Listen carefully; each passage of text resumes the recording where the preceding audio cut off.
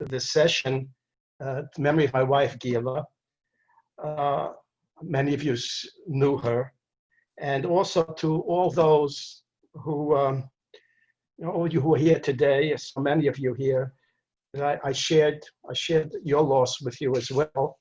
And I just hope that some of the eulogies that I worked on to try to do the best I could to properly honor your loved ones, I hope I did not fail.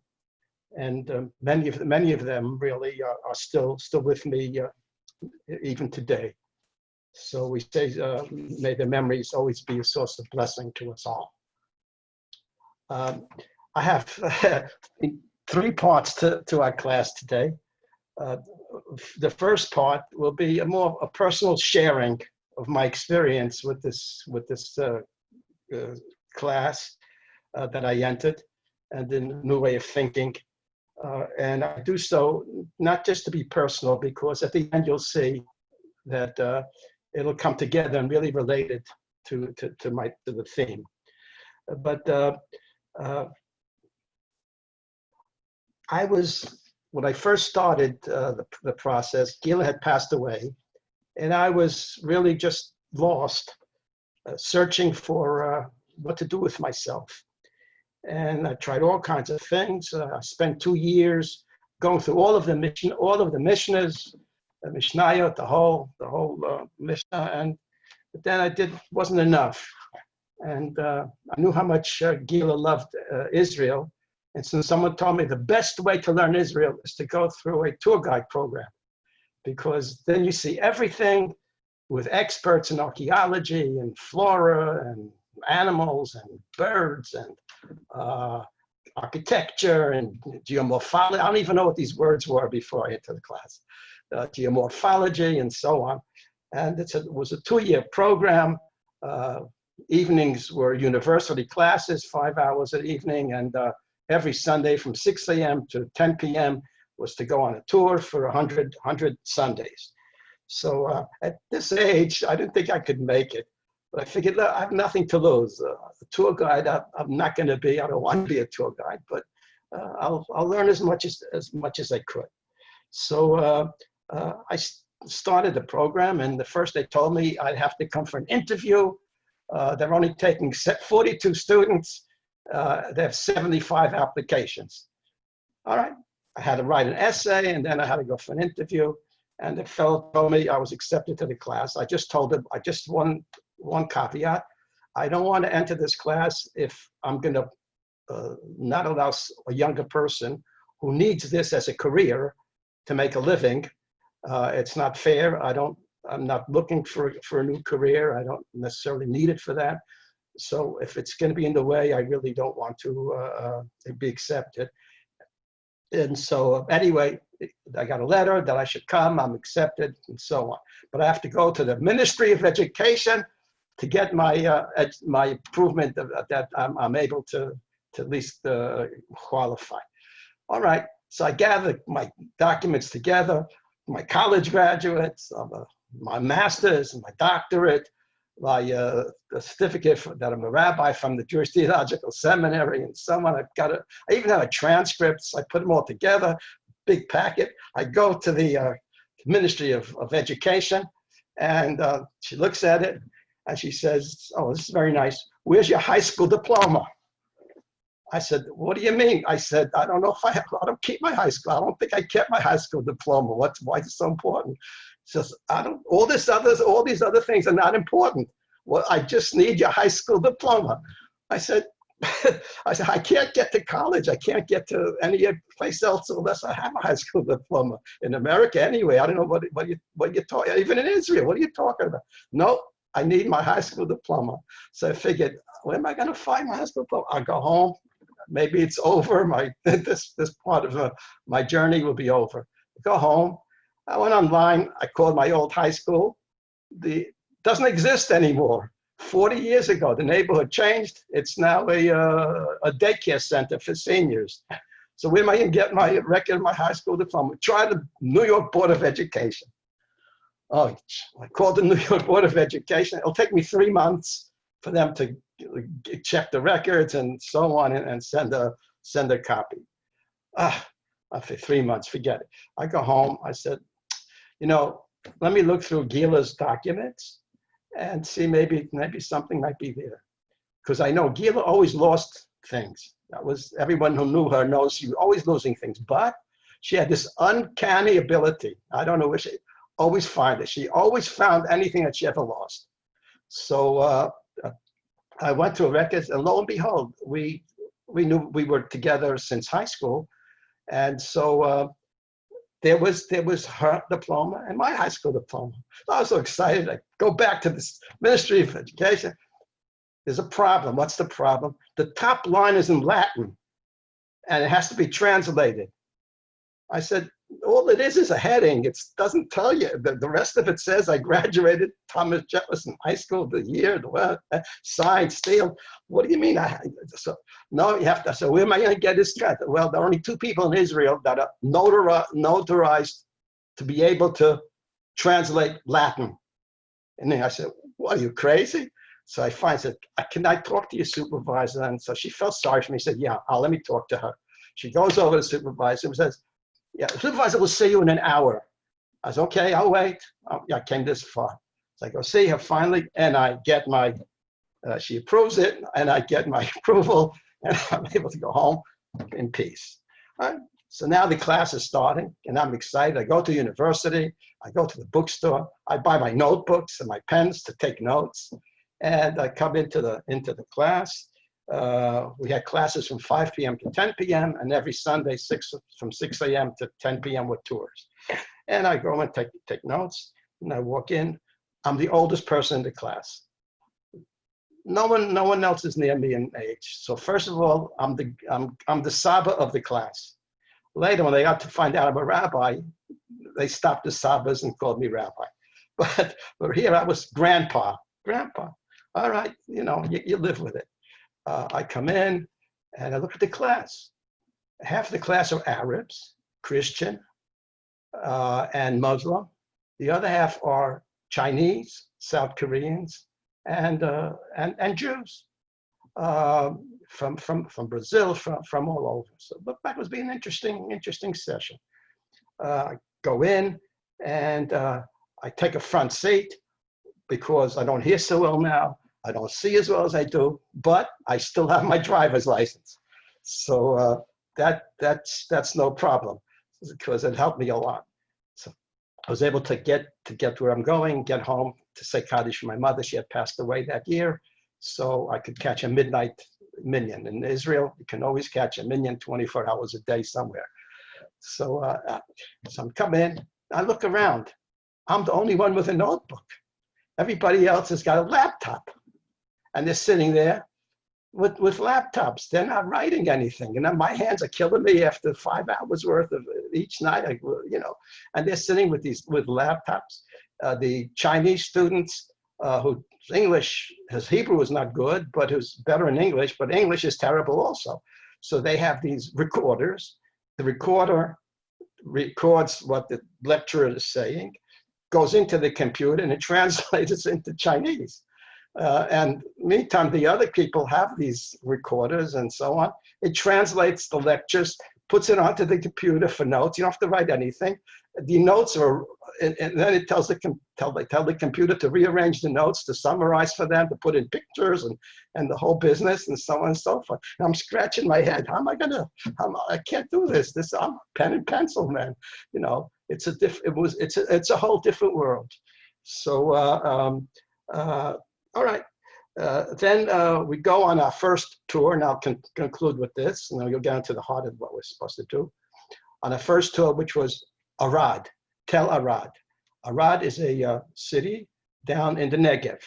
It's the southern part, south of the Dead Sea, and it's called Tel Arad. A tel is a hill where there were there was a settlement there. It was destroyed, and another settlement built on top of it. That was destroyed, and another settlement built on top of that, and that creates the hill. And that's why it's called a tel. So Otherwise, if it's just one destruction and no one built anything on top of it, it's called a churva, a chirba. So that would be the distinction that always comes up. Anyway, we go to this place, Tel Arad, and I'm looking around, and all I see are stones piled up one on top of another with a big hole in the ground. And the guy is telling me, this is a wall, and this is a house, and this is a bathroom, and this is, I said, I'm looking, I said, I don't see a bathroom, I don't see a house. I know what a house looks like, I know what a building looks like, but a bunch of stones piled up and with all garbage all around and so on, with pieces of ceramic pottery pieces all over the place. And so I turned to one of the young people there. He had this tablet, and I said to him, do you see a room here? Do you see? I mean, I can't get it. And he says, sure. He shows me a picture. It's a house. How'd you get that? I said, Google. He Googled the place, and it made a picture for him of what it looked like and so on. But after a while, I got the idea. Now I could look at a bunch of rocks, and I can tell you if it was a room, if it was a storehouse, if it was a storeroom, if it was a house that people lived in. It took a while for me to learn how to look at a hole in the ground and figure out it's a cistern and what various things were. So that was my beginning of my journey, so to speak. So that's my introduction, and you'll see that I am telling you this not to waste your time, because it's going to, at the end, to sum up, I think you'll understand why I started this way. In any case, what I'm trying to do is to look at a way in which I could combine history, geology, and things I learned from other fields, and see if it can expand my Jewish understanding. Usually there's a conflict between all these different ways of looking at history and the world. The archaeologists don't know much about Judaism, and so I've seen, and so they have a different stance on things. Many of them are mostly secularly oriented, and really I discovered the Jewish background from my perspective wasn't that strong. But I wasn't interested in changing anybody. I am mostly interested in seeing how I can expand my Judaism, my Jewish understanding of things from the perspective of these people who are very knowledgeable, who really know what they're doing, really know what they're saying, and how I can use them for myself to understand my Judaism better and deeper. So that's where I am coming from. And I wanted to start from an easier place, which is from the Pirkei Avot. Now, first, I'm sorry, I don't know how to upload documents and pictures yet. I'll get there. So you can actually see some of these things, and won't be just talking, but you can see the text I'm talking about. But today will be easier for that purpose. And then I hope that for future classes, as I develop this curriculum that I think of, that it would contain some videos and actual pictures and so on of the places and maps, so people could get a better idea. In any case, the Mishnah talks about the first Mishnah in Pirkei Avot, Ethics of the Sages, says as follows: Moshe kibel Torah Sinai. Moses received the Torah from Sinai. Umisara Hoshua, and he handed it down to Joshua. Joshua hands it down to the Zikanim. The Zikanim hand it down to the prophets. The prophets hand it down to the Anshe Knesset Gdolah, the sages of the Great Assembly. So you had these four areas, and each one is in a different historic and geographic period in Jewish history. And each one stands for something else. Today, as I looked at my notes, it'll be too long to even go through all four of them. So I'll just cover the two of them. And the first two are easier because there's not much geographical and archaeological evidence for those. For Moses, and more so for Joshua, because he's the one that comes into Israel.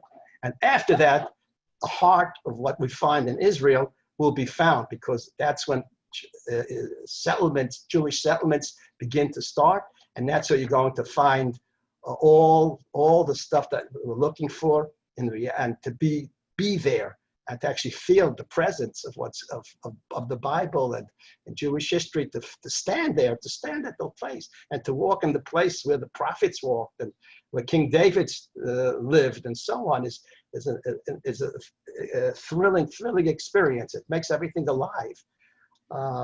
But with Moshe and Moshe especially, and Joshua, it gets a little bit better.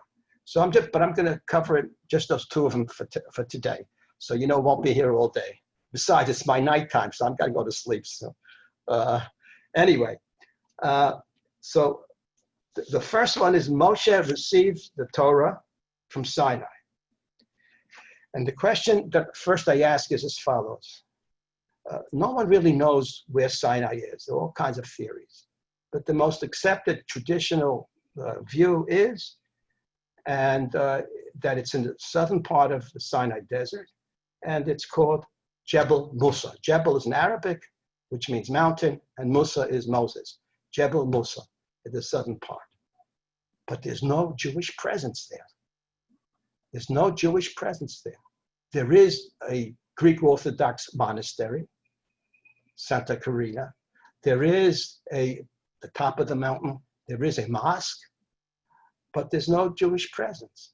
And you wonder if it's such a holy site. Mount Sinai, that's where God appears on Mount Sinai. It gives us the Torah. It should be an extremely holy site. How come there's nothing there? There's nothing there that's been particularly Jewish that you can point to and say, aha, this is where we received the Torah. This is where we came out of slavery. This is the place we came to. This is where Moses went up and got the mountain, and what we read in the book of Exodus, all this drama of the fire and the smoke and the horn and the shofar blowing and so on is all there. Yet there's nothing there. There's nothing there. Not Jewish anyway. And Jewish tradition never even thought about going there. Even after 1967, for a while when the Sinai belonged to Israel, no one thought we have to go there. We have to do something special there. And I even strengthen this argument because the Agada, the Midrash, says the two mountains on which are the pillars that hold up the world. You think can you imagine what those two mountains are? Mount Moriah and Mount Sinai. Mount Moriah is the place where Abraham comes to offer Isaac as a sacrifice. And Mount Moriah is the place where David HaMelech buys a threshing floor from it belonged to an Amorite. He buys a threshing floor, and that's going to be the place, that Mount Moriah, where the temple is going to be built eventually by Solomon. It's going to be destroyed by the Babylonians. It's going to be rebuilt again by the Jews who returned for the second temple. It's going to be destroyed in the year 70 by the Romans. The second temple destroyed. And all the arguments and hoopla and so on is Mount Moriah. The Arabs claim this is the third holiest place for them, the Al-Aqsa Mosque, because Muhammad went up to heaven from here. He learned how to pray from here, and he brought it down. And so this is the third after Mecca, Medina. This is the holiest place for them. And the only ones for him it's not so holy are the Christians, because they have another place that's the holiest place for them. And we'll discuss that another time. In fact, when the Byzantines Christians were there, they turned this mountain, the Mount Moriah, into a garbage dump. And it was only when the Arabs conquered the Byzantines and Caliph Omar came, and he was appalled by its garbage, and he made them clean it up. Because for the Arabs and Muslims, it was a holy site. And eventually they built the Dome of the Rock, the Golden Dome, that we all see. That's so. But the Midrash says Sinai is the second pillar. Well, if you understand, it's revelation. God appears and so on. So how come? I don't know. Some of you, I have no definite answer, except to think that maybe it has to do with the fact of Moshe received the Torah at Sinai. That the emphasis is the Torah, and that the Torah has no physical home. No one can claim that they own it, that it's theirs. Not Sinai, not the tabernacle. It was housed there, but when the tabernacle was destroyed, the Torah continued on. Not even the Beit HaMikdash, because even though the Torah was in the ark, inside the temple, in the holy temple, when the temples were destroyed, the Torah still marched on.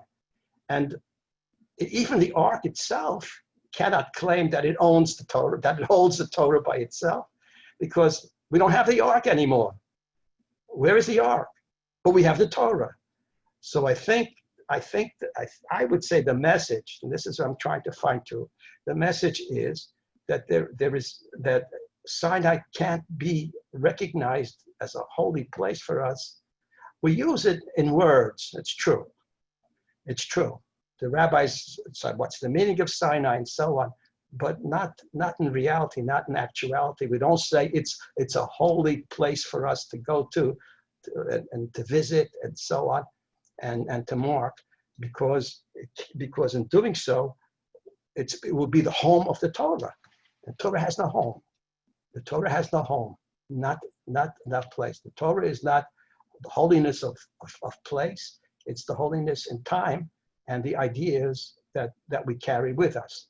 Wherever Jews are, wherever we go, that's where the Torah goes with us. Whether it's in exile or not in exile, in Israel, in America, wherever it may be, it goes with us.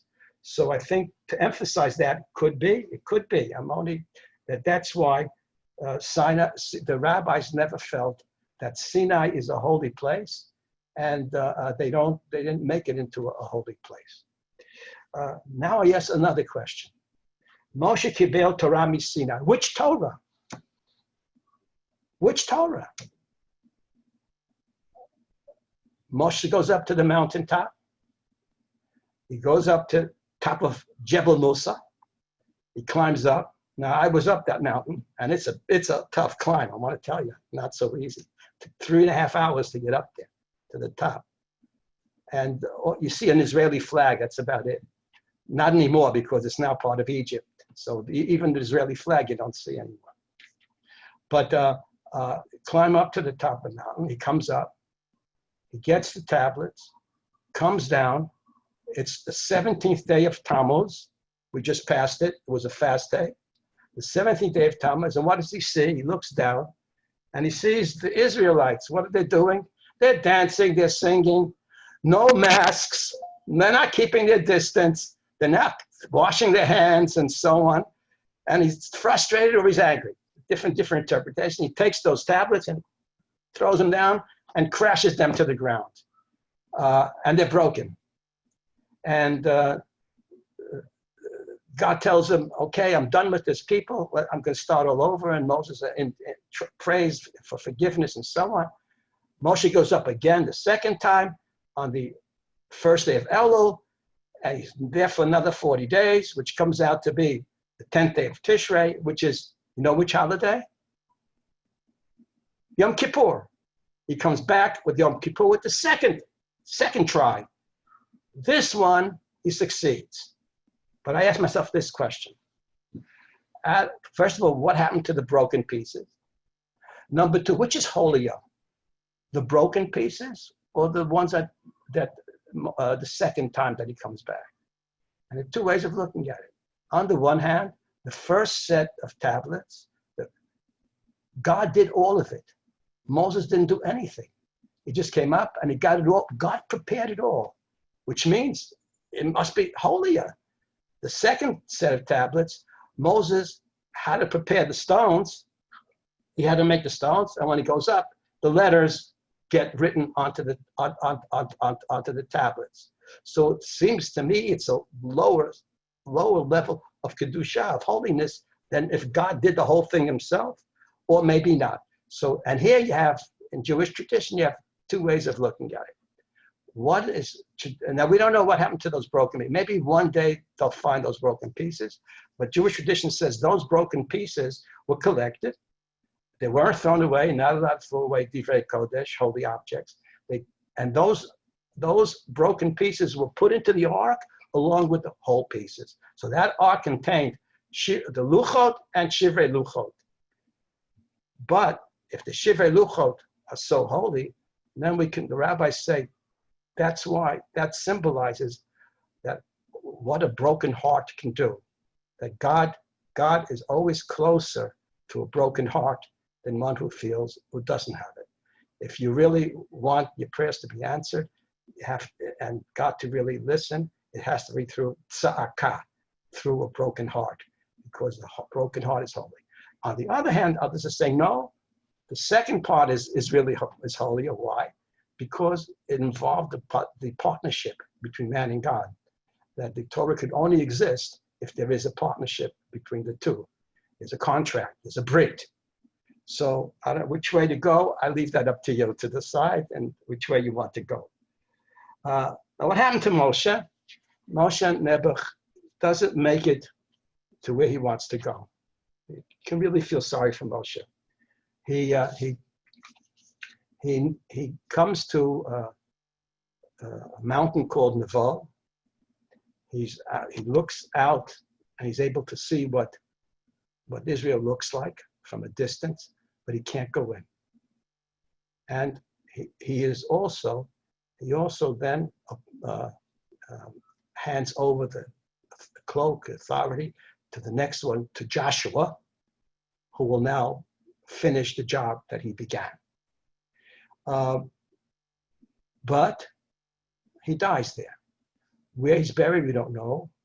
But the Jordanians have set up at Mount Nevo. They have a tomb there, and they have a whole monument that people can visit to visit Moshe, the grave where Moshe is buried.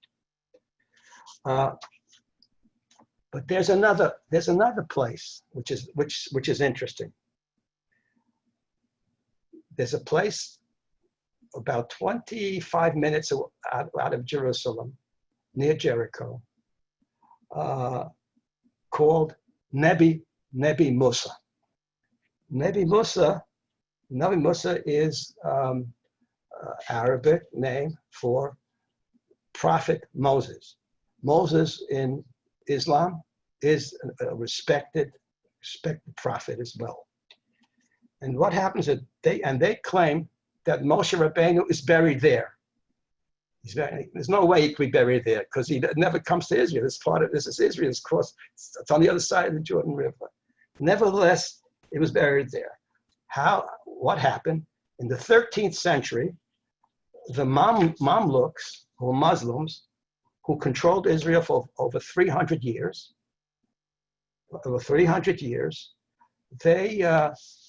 their main sultan, who was extremely powerful, Baybars is his name, he decided to build this place, and there became a tradition among the Arabs that Moshe Rabbeinu was there. How that became, nobody really knows. There's all kinds of theories. And so he built a mosque, and he built a whole khan, it's called. It's like a big motel. And the Arabs would come there for a week in the spring, every spring, march thousands and thousands on their way to the Hajj, would come there for a festival. And they would do, dancing, singing, whatever you do at a festival. So, and that lasted throughout the whole Middle Ages. In addition to that, there's a room inside there with a tomb and a green cover over it, which says this is where Moshe Rabbeinu is buried. And I guess people believed it. you never spoil a good story with the truth. So Moshe believed, they actually believed it. But why? First of all, who are the Mamluks? Very important for Jewish history in Israel. And then why did I even bring Nebi Musa up to you? The Mamluks, the word Mamluks means a slave warrior. During the 9th century, the Abayad, which was an Arab caliph, an Arab dynasty, would kidnap children from all over the Arab Empire, which is a huge empire. They would kidnap children, take them away from their homes, and then raise them as warriors from the time they were 5, 6, 7 years old. Raise them as warriors, and they were there to be loyal to the aristocracy, to the sultan, and they would become the police and the army and so on that he could use and manipulate, because these children were raised by them. They no longer had parents. This was their parents. But then finally, under Muslim tradition, there came a point when they became adults that they were converted to Islam. And once you're converted to Islam, you can no longer be a slave. And the Quran says a Muslim may not have another Muslim as a slave. So eventually, these slave warriors, these Mamluks, then became independent, and pretty soon took over Egypt and put themselves into control. They were put into an army, and they were now in charge. And they moved upwards. They weren't much interested in Israel, but Israel was only the road for them for the trade, which was with the Mesopotamia and so on. That's where all the money was and all the trade was. And so they conquered a lot of places in Israel. They're the ones that got rid of the Crusaders. After they finished the Crusaders at Caesarea and Akko, that was the end of the Crusaders and Crusader history, 200 years of Crusader history in Israel. The Mamluks finished them off. They were the ones that stopped. The Mongols came right up to the Jezreel Valley in Israel, and they threatened to take over the whole Middle East. The Mamluks stopped. It was the only ones that defeated the Mongols were these Mamluks. They were fierce warriors. Look, if you're raised from the age of 6 to be a warrior, to ride horses and all this other stuff, they were able to match the Mongols. And at a place called El Jalud in 1261, they defeated the Mongols. And since then, the Mongols never came back to Israel. It's interesting enough that something Jewishly happened in that same very spot, and called the Spring of Harod, the story of Gideon in the Bible, who with 300 was able to with 300 men was able to defeat the Amorites who attacked Israel. Well, at some other time I'll talk about that and show you what it is. In any case, so these Bayars also builds a wonderful fortress in the Golan called Nimrod Fortress. It's a sight to see. He also built a fortress in Tzfat, Safed, and they also did a lot of buildings in Jerusalem. On the Temple Mount, they built various things. On the Temple Mount, which still exists today, they built various places. Outside of that, they didn't do much else. Israel was and Jerusalem was not concerned for them, actually. And there were no walls around the city, no walls around Jerusalem at the time. It was clear, it was all open. It had been torn down. So then, why did I bring this Mamluk place, Nebi Musa, to you? Because the 20th century, that place changed. Place from a religious gathering and to a political gathering. Then in the 20th century, that was the place where some of the imams and Amin al-Husseini, if you heard of him, Amin al-Husseini, who later on joined up with the Nazis and so on against Israel, a real Jew hater. He and a group, he was very influential, evidently very powerful, used that place and the thousands that came to whip up the Arabs and to riot against the Jews. We have to kill them. Yep, the only way to get rid of them is to kill them. And from that became a hotspot then for riots that then fed back into Jerusalem. Dozens of people were killed. Riots later on in Hebron, where there was a big Jewish community. Lubavitch owned a lot of property at that time in Hebron. There were riots there, and Jews were killed, and it all came from this center where the Arabs were whipped up when they came to follow up with riots. Finally, in 1948, when Israel became a state, the Jordanians stopped the meetings that took place there, and in 1967, that place became part of Israel. And what's there now is the tomb is still there with a green cover, but now around that area is a drug rehabilitation center. So that would be the story of now why it's important to realize this, why a green cover over the tomb. You'll find most of the mosques in Israel, in the villages and so on, have a green dome on top of them. Why a green dome? Because most of the Arabs in Israel, even though they don't claim it, nobody wants to know history anymore, they're not indigenous to Israel. They came from Arabia. They were either Bedouins or Arabs, and they lived in areas of desert. And so the idea when you live in a desert is greenery. Greenery is a symbol of flourishing, of fruits, vegetables, of agriculture, and so on. And that's what they hope for. And so the dome on every mosque is pretty much, you can always tell, is a color green. And the reason for the green is it's a symbol of flourishing and being able to grow and achieve all kinds of success. So the green cover over Moshe Rabbeinu's tomb symbolizes that respect that Islam has for Moshe Rabbeinu. We come now to Joshua. Any questions so far? Still with me? Okay.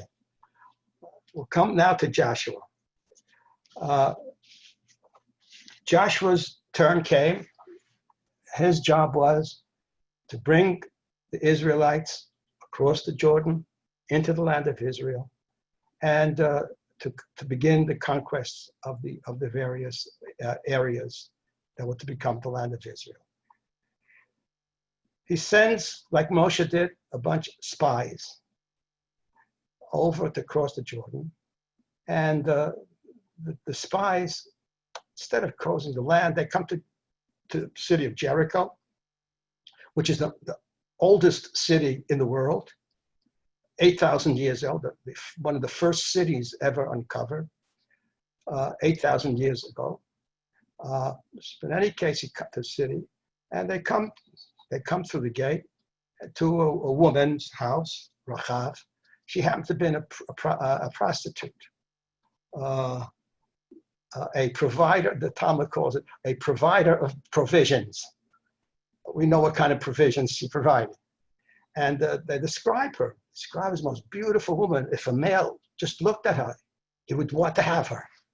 That's how beautiful she was.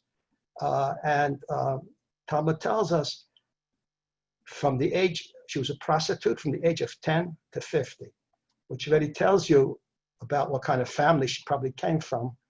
At that age, to have to go into this kind of a job means you have nobody to support you, no help, and so on.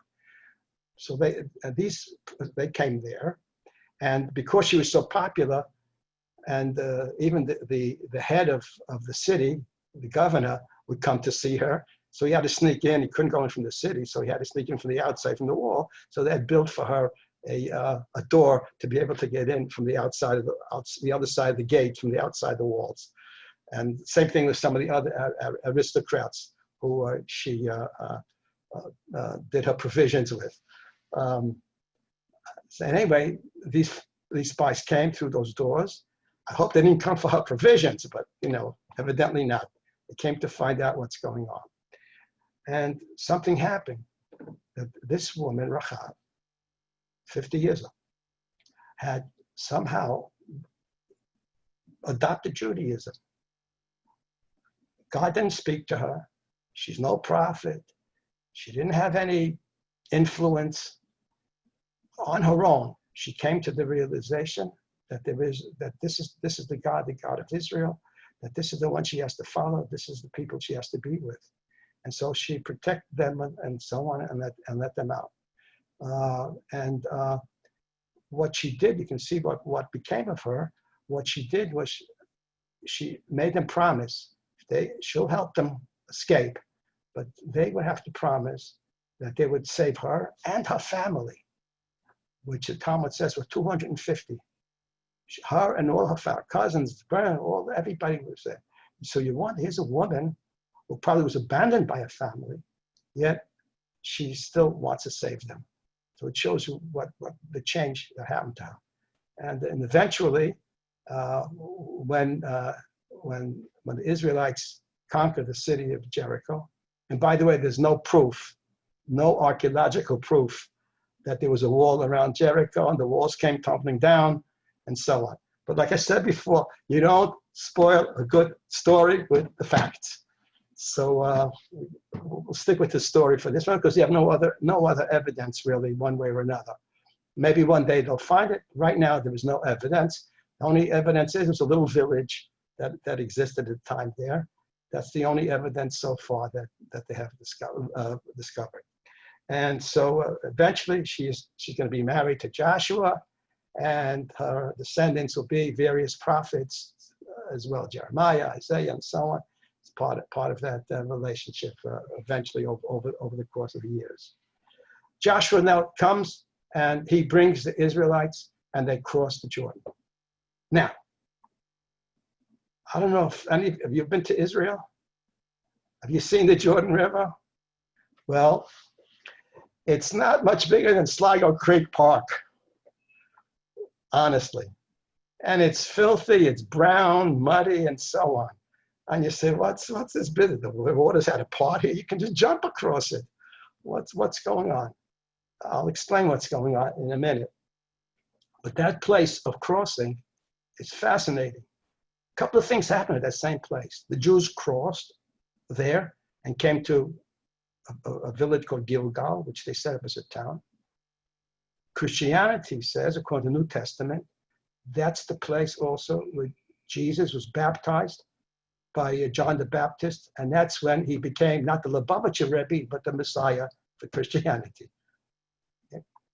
And also, that very spot, that same place, it's known that when Elijah passed on the prophetic leadership to the next prophet, Elisha, that's the point.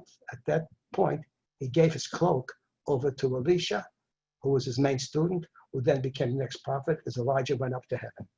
So all these things happen at that spot. Now, so what you find when you go to that, it's called Kasar El Yahud. When you go to that spot, you'll find a Greek Orthodox church. You'll find a lot of Christians going there, huge in numbers, and they go and they dip into that muddy water. I don't know why they let them do that, but they baptize themselves in that water, and they have a really religious experience. It's for them. It's they come for that. It frees their souls. They come for that. But the question is, what's this Jordan River? What is it? So we know we follow the Jordan River. It starts off way up in the north. And it starts off from waters that come down from the Lebanese mountains, anti-Lebanese mountains, from Mount Hermon, snowing, melting, from various riverbeds, that water flowing, especially in Tel Dan. If you ever go to Tel Dan, the place is just constant. It's filled with water. It looks like it's really a Gan Eden. It's really a Garden of Eden up there. You really have to go. When we visited there, you have all kinds of plants. Of course, I grows. I picked up I saw a sabra. I was so excited. A real life sabra tree. And I grabbed it. I took it in my hand. And then someone said, "What are you doing?" I said, "Oh, there's a sabra." Then I threw it, and then he took it out, and I had all these thistles stuck in my hand. I can't get it off. There's no way you can get it off. I'm rubbing my hand. I'm washing it in the water. It's flowing, and I can't get it off. What am I going to do? So then one of these said, the only way to get it off is you got to rub it with sand. Then it can rub my hand with sand. I said, Baruch Hashem, I got rid of it. So it's a magnificent, beautiful place, and water's flowing. If you can imagine, just flowing over. Anyway, they flow into the Jordan River. Then the Jordan River would flow down through the Hula Valley, into the Kinneret, into the Sea of Galilee. And then other streams also go into the Sea of Galilee, but this is the major feeder. And then from there, it would come out of the Sea of Galilee, and that becomes the beginning of the Jordan Valley that you're reading about, when the Jordan River comes out of the Sea of Galilee and flows straight down into the Dead Sea, where it ends, and there's no place else to go. But what happened is, it used to be a huge river. What happened was, when Israel became a state, first of all, they siphoned off all the water from the north, to siphon it off so it wouldn't flow so much through the Hula Valley, because that was swamp. It was all filled with swamp area and malaria. And it was good agricultural land, but it couldn't work it because it was swampy malaria. So they siphoned off some of the water. And then the Mikorot, which is the water system, they siphoned off more water for the water system, Israel water system. And then they developed the water system for the Negev. So they have pipes going from there, and I don't know how they do it, to go through mountains and valleys and so on, using all kinds of theories of physics and pressures and so on and so forth, and they flow to provide water down to Negev, because the Negev is slowly being turned into a green area, not just a desert. And so therefore, with all that water being siphoned off, so there's not much water left for it to continue to flow down south. And as it flows, it picks up silt and stuff like that, which explains why it's small now, and explains also why it's brown, because of all the silt that's picked up. It doesn't have a chance to clean, and the flow is not as heavy. So that's the modern reality. Maybe one day, Israel now does almost 70% of our water supplies come now from the desalination. So they're using water from the Mediterranean and so on, so maybe they won't have to siphon off as much one day. And also, they're building now the largest desalination plant in the world, another desalination plant, so even more so. And they've done also a miracle also with recycling of water, sewage water and so on, which is cleaned up and recycled. And that water then is used for agricultural purposes, not for drinking water, but for agricultural purposes. And that makes the olives so much better, interesting enough. In any case, because the salt that's in this water makes the olive trees produce much better fruit. Anyway, Joshua crosses, and it comes to Gilgal. Gilgal is not far from the place of Kasar El Yahud. And there are 5 places that they say is Gilgal. But now they're building up this place called Gilgal as a place, as a site to visit. Joshua takes up, after the waters part, this waters cross, he takes some stones from the water and he sets it up in Gilgal as a memorial. Now they're setting up these stones at this place of Gilgal. Excuse me a second. Excuse me a second. Yaakov, I have to call you back. Bye. I'm online. Bye. So 70 stones.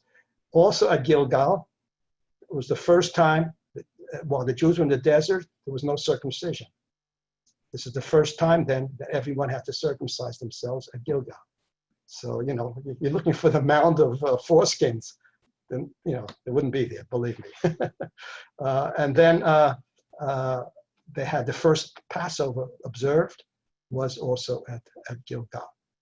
And then from that point, they set up the first tabernacle in the land of Israel with the ark. And that was their center. And from there, Joshua goes to conquer the land of Israel.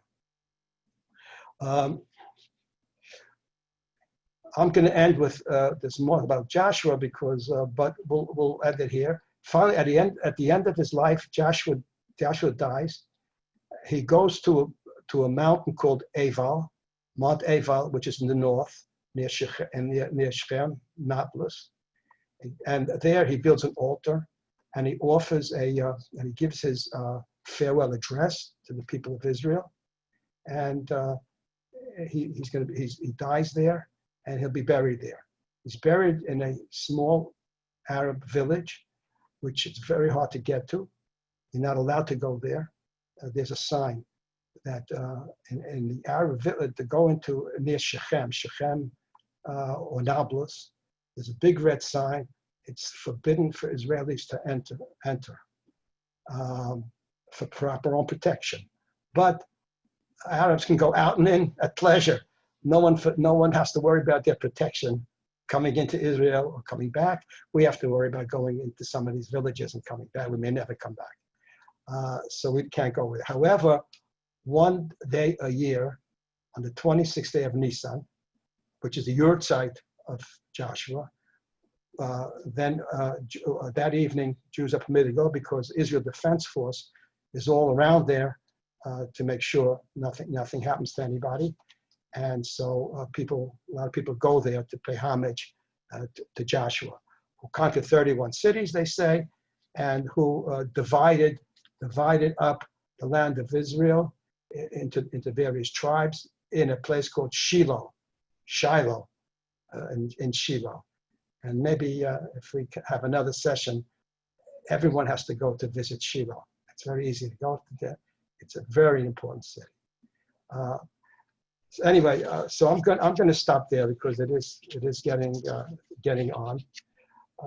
So what I just wanted to conclude with is saying the reason why I started with my own anecdote about the difficulties, to say that for the Christians, Israel is a museum.